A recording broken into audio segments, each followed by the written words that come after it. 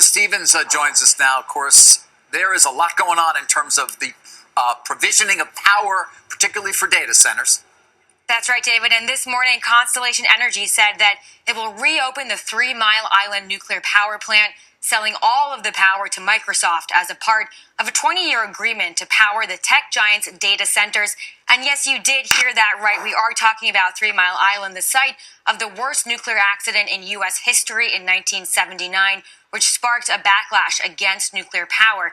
But this site has 2 reactors, one that was shut down after the accident and one that was active until 2019, and that is the one that they're reopening. It comes as the nuclear industry is getting another look because of power demand from AI, which is surging.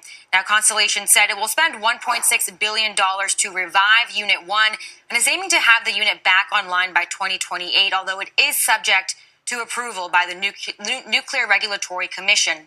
The company owns roughly 20% of the U.S.'s nuclear capacity, and shares are up 102% this year as electrification, reshoring, and data centers all increase power demand. Now, uranium stocks are also on the move today. The URA and URNM are both up more than 2% each, and Cameco, Uranium Energy, and NextGen are some of the biggest gainers. And Constellation's jump is also lifting the utility sector as a whole. Vistra, Exelon, and NRG are also on the move. Carl? Pippa, you've been all over this phenomenon of restarting and even building nuclear energy this year. I wonder, though, if this particular bit of news came as a surprise even to you.